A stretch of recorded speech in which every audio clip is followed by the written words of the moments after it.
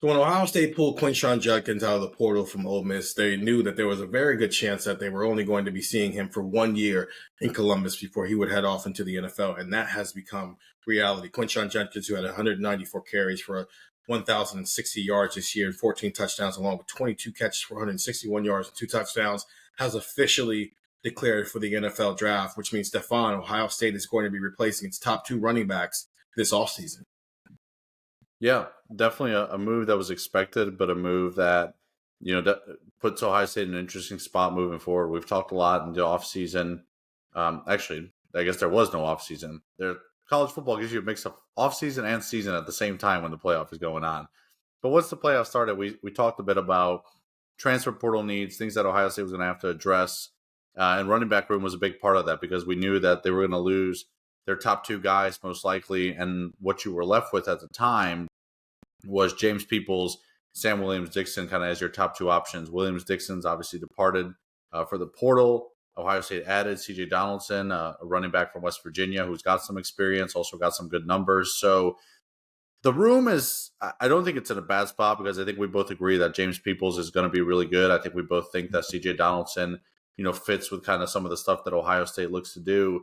But what is interesting, though, is that now the pressure, if you want to call it pressure, is on James Peoples to make that next step. Like, he has to take that step going into the sophomore season that we all think he will make, but it has to happen because you don't have a backup plan. Like if Quinshon came back, you could go into next year being like, all right, James Peoples, we need you to take a step to be that number 2 that can divide up the reps.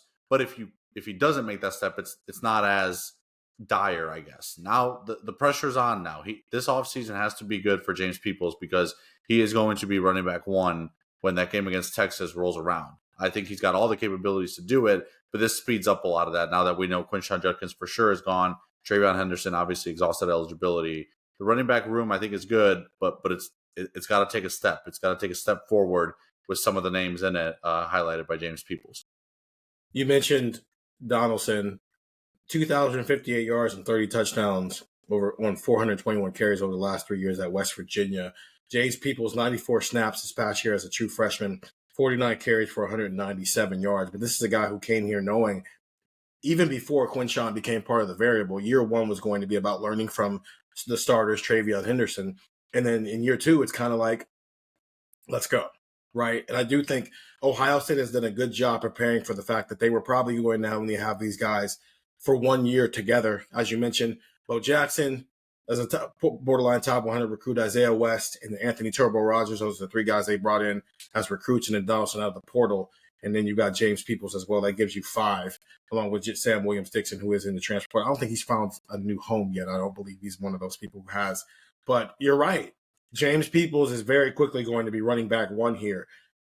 And I guess both of us would say we're pretty confident that he can take over that bit, especially if it feels like him and Donaldson are the new Henderson and Judkins in terms of how they might use them, where Travion might be was the explosive guy while Quinshon was more of the every down back guy. Maybe that flips this year where James Peoples is a little bit of both of those, while in short yardage situations, you've got C.J. Donaldson. I don't want to say maybe it's a downgrade or upgrade from the year before because you just can't do that. You had 2 of the 5 best running backs in the college football, and now you don't have those guys. But I do think the production of what those 2 were, in some case or being, you'll get that from the 5 guys you've got in the room. Yeah, no doubt. I agree. I think it's a good room. It was just always going to feel like a bit of a step back just because, I mean, listen, if Travion and Quinshon are both among the, top 50 picks in the NFL draft, I don't think anyone is going to be surprised. It was always going to be a step back, but I don't think it means that you're in a bad spot going into the 2025 season.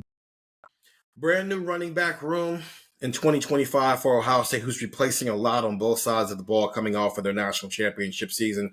We'll continue to discuss this wherever you find Buckeye Talk. Go listen to that. This is a short YouTube version of that. And go get the text, 614-350-3315, 2-week free trial, $3.99 after that. Quinshon Judkins, 1 and done, very similar to Trey Sermon in 2020 when he came here from Oklahoma. He, too, got Ohio State to the national championship game. Quinshon Judkins helped the Buckeyes get over the hump in 2024. For Stefan Krajisnik, I'm Stephen Means. Talk to you guys later.